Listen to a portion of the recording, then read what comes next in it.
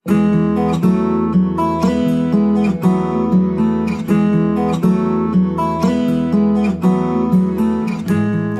jumpa Ibu Bapak, saudara-saudari yang kasih Tuhan.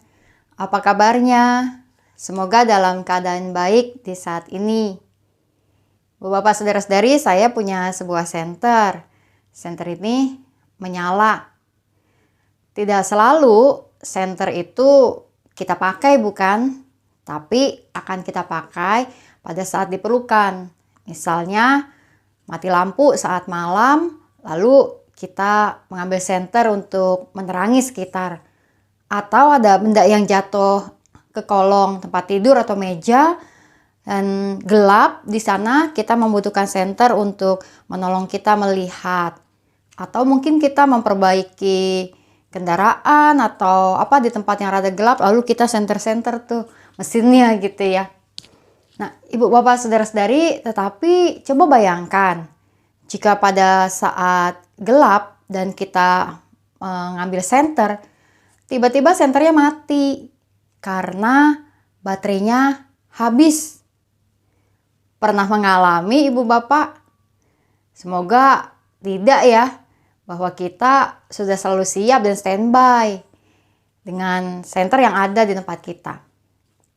Nah, Ibu Bapak saudara-saudari yang dikasihi Tuhan, firman Tuhan di dalam bacaan leksionari pada hari ini berbicara juga tentang menjadi terang.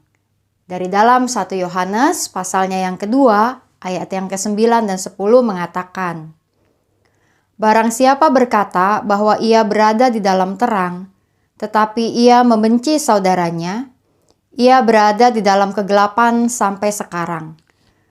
Barang siapa mengasihi saudaranya, ia tetap berada di dalam terang, dan di dalam dia tidak ada penyesatan."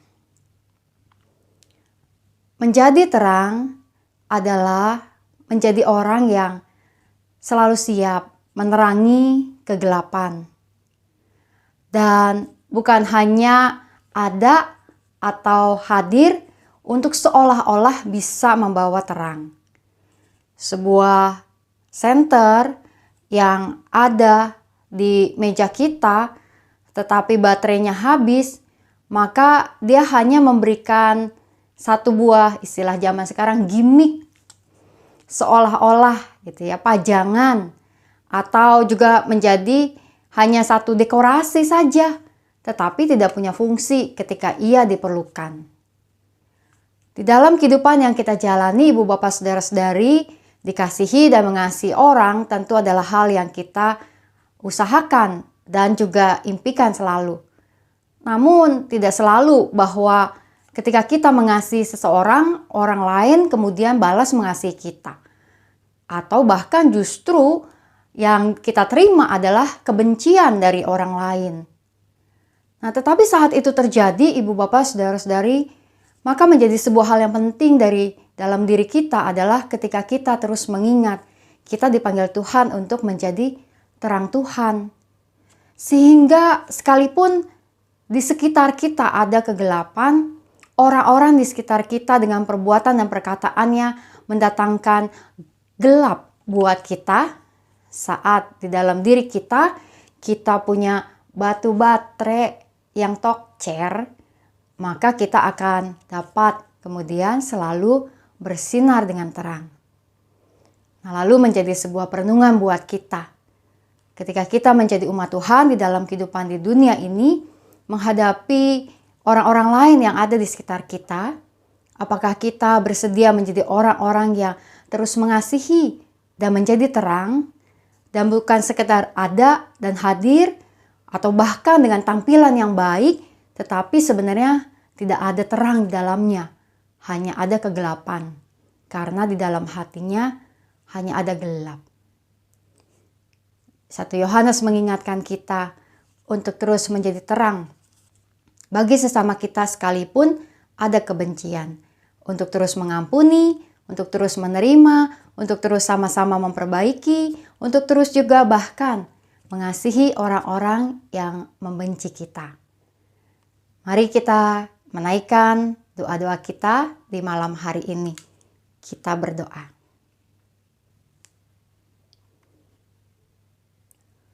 Tuhan yang Maha Kasih, kami datang ke hadapan hadirat-Mu, membawa doa-doa kami pada saat ini. Tuhan, kami bersyukur atas terang-Mu yang Kau berikan kepada umat-Mu dimanapun umat-Mu berada.